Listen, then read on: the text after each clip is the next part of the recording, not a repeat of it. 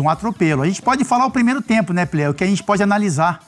Porque depois com o resultado feito, o segundo tempo do Flamengo foi realmente para administrar o jogo, pensando já no jogo da Libertadores, o Vasco já sem força. Tomou 4 no primeiro tempo, que é o placar moral. Placar moral, 7-1. 7-1. Porque o Flamengo passeou no primeiro tempo. Fala, meu povo! Gente do céu, o que foi isso que aconteceu no Maracanã? Meu Deus! Deu dó do Vasco, gente. Deu dó do Vasco da Gama. O primeiro tempo parecia Brasil e Alemanha o 7-1. Só que dessa vez o Davi Luiz estava do lado certo. O Vasco contratou para essa temporada 16 atletas, investindo cerca de 110 milhões de reais. Só o Gabigol custou ao Flamengo perto de 90 milhões. Só o Gabigol. Aí você pega aí Pedro, Cebolinha, Gerson, agora Luiz Araújo. Meu parceiro, assiste esse vídeo até o final porque tá muito bacana. Peguei um recorte aqui do que a imprensa de todo o Brasil repercutiu sobre essa vitória maravilhosa de ontem contra o Vasco. 4-1 Flamengo. Esqueça tudo, meu querido. Se inscreve no canal, tem um botão aqui embaixo, clica aí, inscrever-se. Mais de 70% das pessoas curtem o canal, mas não tá inscrito ainda. Tem que se inscrever, tem que acionar o sininho. Verifica aí, meu parceiro, se o teu sininho tá ativado. Deixa o seu like também para engajar com esse vídeo. E daqui a pouco tem sorteio da Copa do Brasil. Depende, né, do horário que você tá vendo esse vídeo. De repente já até saiu o adversário do Flamengo. Mas vamos ver aqui, rapaziada. Vamos ver o vídeo, tá bem bacana. Vamos lá. Ô, Dialan, tudo bem? Ontem foi realmente um dia, uma noite bem atípica, né? Eu não me lembro de um primeiro tempo no clássico Vasco-Flamengo, Flamengo e Vasco, que um dos dois tenha feito 4 gols de vantagem, né? E claramente no segundo tempo o Flamengo tirou o pé, muito em função aí do calendário, o jogo que você já citou contra o Racing, tem um Grêmio no domingo, então o time reduziu ali a intensidade, sofreu um gol até de um pênalti absolutamente inexistente, né? Um pênalti desses que o brasileiro marca, ainda mais com tá 4-0, é mais fácil ainda, né? Você marca o pênalti e não vai dar em nada, porque já o jogo já está resolvido. E aí foram lá e deram aquele pênaltizinho maroto e o Vasco diminuiu, mas foi realmente uma noite diferente de uma vitória histórica até do Flamengo, pela maneira como foi conquistada, e uma derrota terrível do Vasco, que passou uma noite de pesadelo, com muitos protestos violentos até lá em São Januário, como se a sede tivesse responsabilidade, né? É isso que eu não deu para entender. O protesto violento, obviamente condenável, e ainda mais contra a sede do Vasco não fez nada. O Vasco, gente, o torcedor parece que não percebeu agora, até uma empresa que é a dona do futebol do Vasco. E não que as pessoas tenham que ser agredidas, não se trata disso, mas os responsáveis pelo momento do Vasco são as pessoas que fazem a gestão do futebol, que hoje pertence a uma empresa. 777. Você falou, né? Acaba depredando o patrimônio do próprio clube e o prejuízo vai para o próprio clube, né? Então, para quem não sabe, ontem, depois da derrota do Flamengo para o Vasco, vários torcedores foram... Contrário, vitória do Flamengo. Jogaram bombas, foguetes, enfim, tudo contra a sede do clube, né? Que é o patrimônio do clube. E o Flamengo, né, Mauro, conseguiu essa vitória importante. O que você destaca nessa vitória do Flamengo, né? Porque eu notei, não sei se você concorda comigo, que o Flamengo começou o jogo parecido com a partida contra o Fluminense. O Fluminense também, pela Copa do Brasil, o Fluminense também começou um pouquinho melhor, tendo mais a posse, tentando propor o jogo mais, e o Flamengo aos poucos foi entrando no jogo e tomando conta. E ontem eu achei um pouco parecido. O Vasco começa, até acho que o Barbieri foi muito corajoso, não acho que ele fez certo de atacar o Flamengo de peito aberto, né? Acho que botou o Vasco para jogar contra o Flamengo, e o Flamengo foi tomando conta, e logo depois que saiu o primeiro gol, né, aí acho que desandou de vez. O que você achou da partida de ontem?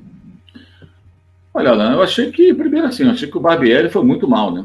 Porque o Vasco não tem hoje, não só em valores individuais, mas em jogo coletivo, condições de enfrentar o Flamengo como tentou enfrentar. Se faz um gol no começo, circunstancialmente pode sair um gol. Você sai atacando o adversário, consegue de repente fazer um gol. Consegue, de repente, mudar o rumo da partida, mas em tese o Vasco se expôs muito. O gol do Pulga, ele está completamente sozinho. Ele finaliza muito bem, mas esse zero marcação. 13 para 14 minutos, algo assim, e o Vasco estava sofrendo um gol. Um minuto depois, o Arrascaeta, ele chega a passar o pé em cima da bola, daquela roladinha assim, antes de fazer o cruzamento, E o Gerson aponta, corre para dentro da área, é ali, o Arrasca mete a bola ali, cabeceia sozinho. Um time muito mal treinado. Um time muito mal treinado. O time do Vasco é muito mal treinado e não tinha condições de partir para cima do Flamengo como partiu. Se arriscou, não era a estratégia mais adequada, porque não tem bola para isso, não tem valores para isso. Aliás, ontem até publiquei lá no meu blog, lembrando o março do ano passado, quando um executivo da 777 disse, isso repercutiu bastante, que o Vasco e Flamengo da semifinal do Carioca, 1-0 para o Flamengo, gol do Gabriel, seria o último jogo entre os dois times com uma grande disparidade financeira. O Vasco contratou para essa temporada 16 atletas, investindo cerca de 110 milhões de reais. Só o Gabigol custou ao Flamengo perto de 90 milhões. Só o Gabigol. Aí você pega aí Pedro, Cebolinha, Gerson, agora Luiz Araújo.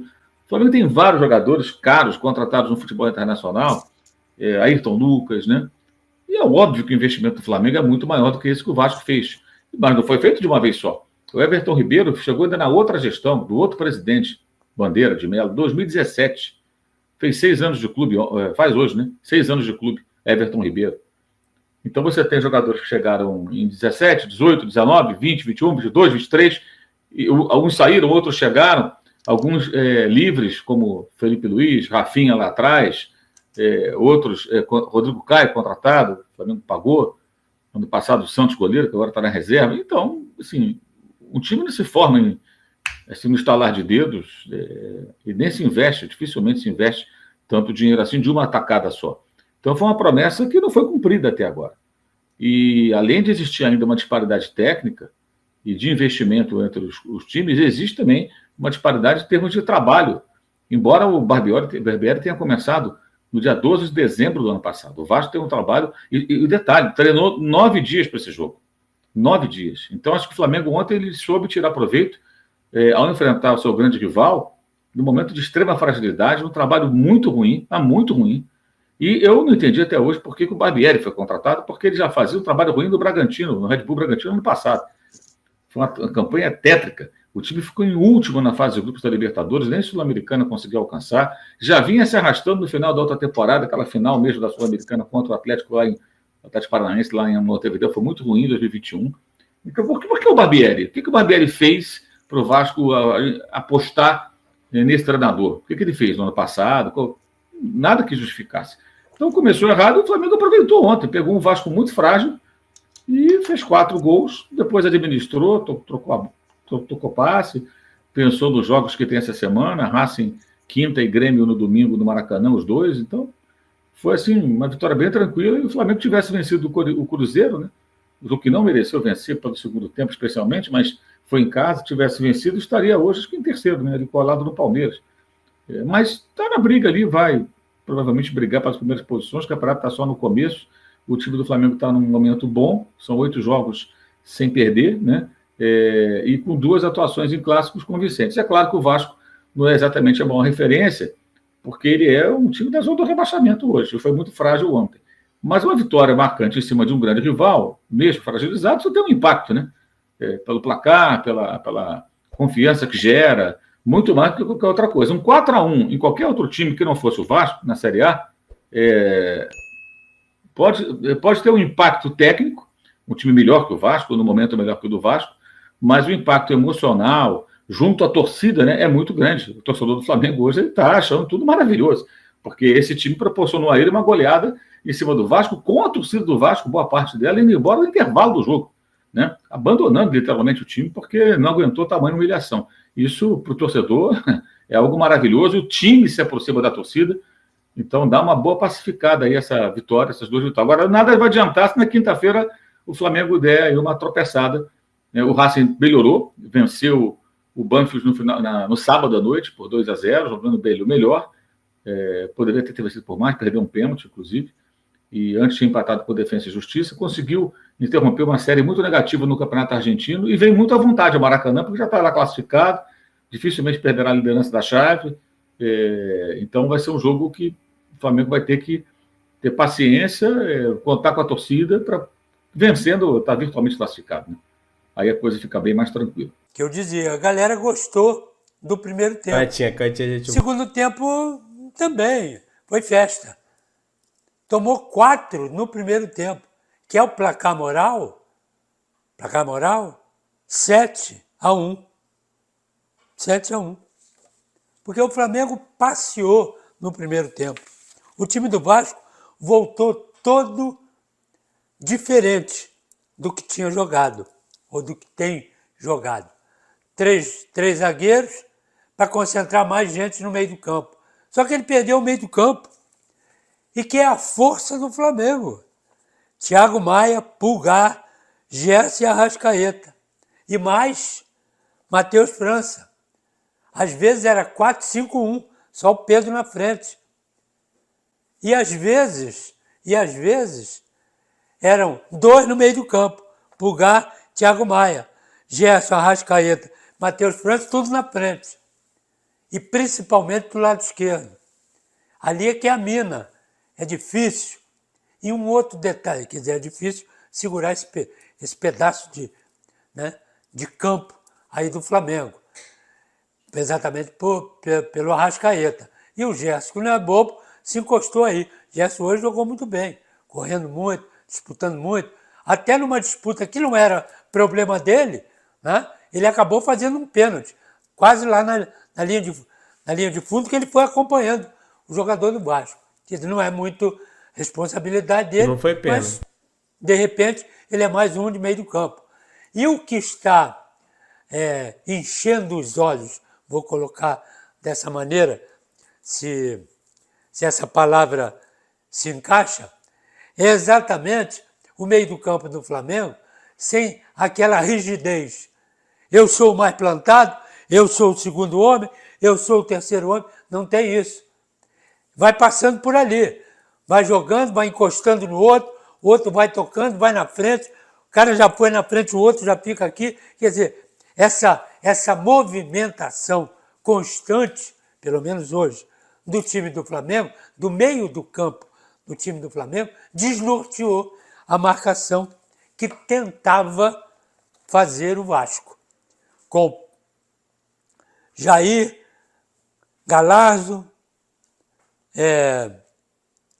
Orediano, Piton, juntou a galera aqui, mas não conseguiram segurar, porque sempre tinham 2 jogadores do Flamengo, quase sempre Arrascaeta e o Gerson, atrás dos homens de meio do campo do time do Vasco, ou na frente do meio do campo. Então, chamando a marcação para eles. E aí aparecia, como apareceu, que é o craque do jogo, o Ayrton Lucas. Hoje, sem sombra de dúvida, pelo que ele está jogando aí, é o melhor lateral do Brasil. Quem mais? Tem o Marçal, né, do Botafogo, que é muito bom jogador. Quer dizer, então aquela preocupação, vale a pena lembrar, aquela preocupação que tinha o treinador da seleção brasileira, tá, não tem mais. Estou dizendo nas laterais, ou pelo menos numa lateral esquerda, tá lá. Mas eles continuam cismando com aqueles lá de fora que não deram certo. Então tem 2 aí que estão dando, pelo menos no Botafogo e no Flamengo. E jogando bem, apoiando bem, fazendo gol, né? E ainda defendendo, que é a primeira coisa, dizia o titio Nilton Santos, primeira coisa que do lateral é marcar, se possível, apoiar. Fala, meu povo! Gente do céu, o que foi isso que aconteceu no Maracanã? Meu Deus! Deu dó do Vasco, gente. Deu dó do Vasco da Gama. O primeiro tempo parecia Brasil e Alemanha, o 7-1. Só que dessa vez o Davi Luiz estava do lado certo. O que o Ayrton Lucas e o Gerson jogaram de bola. Que golaço fez o Ayrton Lucas. O Gerson subindo de cabeça sozinho. Não interessa se o time do Vasco é muito ruim. O Flamengo fez o que tinha que fazer. E a sorte do Vasco, mas põe sorte nisso, é que o Flamengo abdicou do jogo no segundo tempo. O Flamengo ficou no vestiário. Porque se o Flamengo volta, gente, do jeito que estava, era 7, 8. Ia ser talvez a maior goleada da história de Flamengo e Vasco. Mas o Flamengo ficou no vestiário, o Flamengo abdicou do jogo. O Flamengo não quis jogar o segundo tempo, tirou o pé, ficou tocando a bola de lado, esperando o tempo passar. Em 18 de março de 2022, esse investidor aí, que comprou o Vasco, 777, ele falou que aquele chocolate do ano passado teria sido o último Flamengo e Vasco, onde o Vasco entraria em desvantagem de orçamento. Se passar um pouco mais de um ano, o Vasco não só entrou em campo com uma baita desvantagem do orçamento, mas entrou em campo com uma baita desvantagem técnica. Gente, com todo respeito à torcida do Vasco, que estava aí esperançosa, iludida com essa SAF. Gente, o time do Vasco é horroroso. Tá na zona de rebaixamento, não tá por acaso na zona de rebaixamento. Esse time, do jeito que tá, tem enormes chances de ser rebaixado de novo. E a torcida do Vasco, ela tá brava com o Barbieri, a grande parte que é a saída do Barbieri. Gente, qual treinador vai fazer milagre com esse time? Cara, o time do Vasco, olha, o Vasco vem, né, nessas últimas 2 décadas, pelo menos, aí vivendo momentos muito ruins, vários rebaixamentos, e o torcedor do Vasco estava carente. Então, quando veio essa SAF, ele se encheu de esperança, ele se iludiu. Mas não aconteceu nada, hein? O Vasco, futebolisticamente falando, tá tão ruim quanto era antes. O Vasco, de novo, tem time para não cair. Tem novamente time para cair. A briga com o Vasco esse ano, de novo, é lutar contra o rebaixamento. A não ser que agora, esse mês aí, o Vasco vá às compras aí e compre 4, 5 jogadores pelo menos. Mas você, torcedor do Vasco, tem que, no final das contas, tem que agradecer a Deus por o Flamengo não ter voltado para o segundo tempo. O torcedor do Flamengo sai feliz, contente, óbvio, a atuação no primeiro tempo foi surreal. Segundo clássico que o Flamengo ganha, eliminou o Fluminense semana passada na Copa do Brasil. Hoje, meteu o chocolate, atropelou o Vasco. Então, tá tudo dentro da realidade. O Flamengo tá aqui no futebol carioca. O Botafogo, o Fluminense e o Botafogo e o Fluminense, o Botafogo e o Vasco estão aqui, gente. Ainda a diferença tática, técnica, financeira é gigante. O Flamengo no Rio de Janeiro ainda reina absoluto. Mas, que deu dó do Vasco, gente, sem sacanagem. Deu dó do Vasco. Do outro lado, o Flamengo, talvez a semana passada que a gente estivesse falando, pô, que bagunça, Sampaoli, agora são classificação contra o Fluminense na Copa do Brasil, jogando de forma convincente, e hoje, um primeiro tempo, tirar o chapéu, capita. Um atropelo, né, Plirra? Boa noite a você, Amoroso, Zé, Lugano, boa noite a todos. Um atropelo. A gente pode falar o primeiro tempo, né, Plirra? O que a gente pode analisar. Porque depois que o resultado feito, o segundo tempo do Flamengo foi realmente para administrar o jogo, pensando já no jogo da Libertadores, o Vasco já sem força. Assim, a diferença técnica a gente sabe que é gigantesca, né? Acho que esses são os fatores desse jogo. A diferença técnica, todo mundo sabe que o Flamengo tem muito mais qualidade do que o Vasco. O que chamou a atenção foram 2 fatores, né? Foi a intensidade, que se você quer competir com o Flamengo, você tem que botar um pouco de intensidade no jogo, e o Flamengo foi mais intenso do que o Vasco. Isso chama atenção porque o Flamengo jogou um jogo na quinta-feira e o Vasco ficou 10 dias só treinando para esse jogo, né? Então chama atenção, o time que tem tanto tempo para trabalhar. O Flamengo mordeu demais no primeiro tempo. Roubou muitas bolas, colocou intensidade, saída em velocidade. E o esquema tático, né, Pleo, que a gente conversou um pouquinho antes, né? Não é a melhor forma de você enfrentar o Flamengo dando meio de campo para o Flamengo, né? Então o Vasco, o Barbieri, ele optou em jogar com 3 zagueiros, colocou 2 homens só no meio campo e o Flamengo jogou com quase 5, né? Porque teve o Pedro ali na frente E as movimentações do Matheus França, do Gerson. Todo mundo jogou bem no setor. Todo mundo jogou bem. E aí eu queria falar isso, né? Os destaques do Flamengo. Fabrício Bruno cresceu demais de produção, faz muito bem o sistema defensivo. O Ayrton Lucas, né? Que é um jogador ali que no Flamengo tem feito a diferença. A Arrascaeta, que é o cérebro, quando volta, joga bem, o Flamengo tem um rendimento que o torcedor está mais acostumado. E o Gerson, né? O Gerson adquirindo a forma física com a qualidade técnica seguramente que ele tem. do melhor jogo fez o melhor jogo. Voltou. Então foi um atropelo. Primeiro tempo, um atropelo do Flamengo. E a sequela, só para completar, positiva para o Flamengo, porque isso leva uma confiança gigantesca para o jogo da Libertadores. E o Vasco, a gente sabe que com esse tempo que o Vasco tem livre, os dias vão ser bem pesados em São Januário. O Barbieri, Márcio Amoroso, que foi respaldado agora há pouco pela diretoria, deu a entrevista coletiva, ainda pelo menos como treinador do Vasco, chegou ao Maracanã dizendo que a ideia dele era propor contra o Flamengo. Por que ele não conseguiu? Bom, primeiramente, boa noite a todos. Eu sou daquele discurso, né? Clássico não se joga, clássico se ganha. E o Vasco não conseguiu propor, tomou um sufoco do Flamengo no início do jogo, que culminou nesse massacre aí, nesse atropelo no primeiro jogo, como bem o Capita frisou. Quando você tem a ideia de propor o jogo, você não pode deixar teu adversário pensar. É a primeira coisa, principalmente num clássico como esse. Tem três aqui, né? Principalmente um volante, que é aquele cara que já dá o primeiro combate, a primeira iniciativa para que o time pressione lá na frente. Dá a primeira porrada. Dá a primeira porrada, combate. E aí você propõe um jogo desse jeito, eu acho que, como o Fábio falou, vai ficar muito difícil os dias agora, ou não se sabe o que vai acontecer, ou o que está acontecendo já, né, nos vestiários do Maracanã. Mas o Flamengo teve um jogo praticamente inteligente da parte do São Paulo, no qual conseguiu impor principalmente seus jogadores mais importantes, né? A gente vê o Gerson muito melhor fisicamente e não deu chance do Barbieri querer propor o jogo dele. É isso que eu acho. O Vasco não conseguiu achar o Flamengo, né, Zé? Aí não tem muito o que fazer, né? Verdade. Boa tarde, João. Boa noite, Plirra. Boa noite. Os caras vão achar que você tá onde?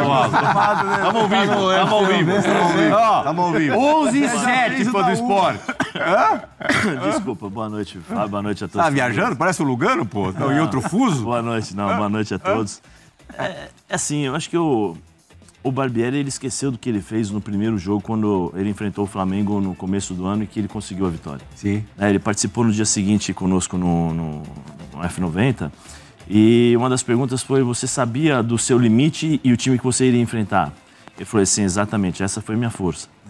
Saber a dificuldade que você vai enfrentar. Você não está enfrentando, e aí, respeitando, lógico, Goiás, Cuiabá, não é? Você está enfrentando Flamengo no Maracanã, num clássico em que 1-0 já já causa um alvoroço para os jogadores. Aí você vai tentar propor o jogo, sendo que você vem de 2 derrotas. Em 3 jogos, o Vasco tomou 10 gols. Como é que você vai propor o jogo? Como é que você vai pensar em propor o jogo? Os teus jogadores, emocionalmente, não estão... Você percebe que o time do Vasco quer jogar, mas não consegue fazer aquela ligação, o último passe, tentar fazer uma jogada de... Mas não é só o jogador do Vasco, né? O futebol brasileiro, de uma forma geral, um drible. Você não tem isso no Vasco, você tem toque. Só que aí você dá campo para o Flamengo dominar o meio campo. Você dá a possibilidade do Flamengo dominar o meio campo. Ele põe só o Jair e o Galarça, né, como os 2 jogadores do meio campo. Peck no banco. Só o Jair que marca. O Galarça, o segundo gol aí... Foi a primeira vez que o Barbieri iniciou com 3 zagueiros na temporada. Já fez esse esquema, já deixou o Vasco jogando nesse esquema durante algumas partidas, mas iniciar não. Deu para perceber. Deu para perceber porque defensivamente, realmente, a gente, que São Paulo jogou 7 anos com 3 zagueiros, é muito bom quando você justamente propõe um jogo e você consegue marcar em ataque. Mas quando você é superado, que acontece, e tem que recuar, tem que ter certa ordem, né? E certa distância entre os companheiros. E você viu que em todos os goles do Flamengo, as coberturas, a distância entre zagueiro e meio campo, em todos estava errado. Em todos estava errado. Desde o gol do Gerson, 3 zagueiros mais atrás dentro da área, e ninguém viu chegar o volante, né? Que isso deve ser, obviamente, função do zagueiro. O gol de Cuellar, no funil da área, sozinho, com tempo, pratear, pensar, chapar. O gol da Ayrton Ayrton Lucas contra-ataque, onde tinha praticamente todo o elenco de Vasco no ataque e deixaram o campo para correr o jogador mais rápido do Flamengo. Então, defensivamente, realmente, deu para perceber que o Vasco nunca tinha jogado esse esquema, né? Quando você não tem a sincronia, é um perigo. Rapaziada, então tá aí uma palhinha da imprensa de todo o Brasil, rasgando elogios, enchendo a bola do Flamengo aí. Vimos aí ESPN, vimos aí o Benja, vimos o companheiro Maurão, Canhotinha de Ouro também comentando. Que felicidade, rapaziada. Eu quero ver, eu vou sair ali na rua daqui a pouco, eu quero ver se eu vou encontrar alguém com a camisa do Vasco, rapaz. É isso que eu quero saber, que eles agora vão tudo guardar a camisa deles, depois quando eles tirar do armário vai ficar tudo com cheiro de naftalina. Rapaziada, dá aquela moralzinha de sempre, se inscreve no canal, ativando o sino da notificação, deixa o teu like, tamo juntão, saudações rubro-negras.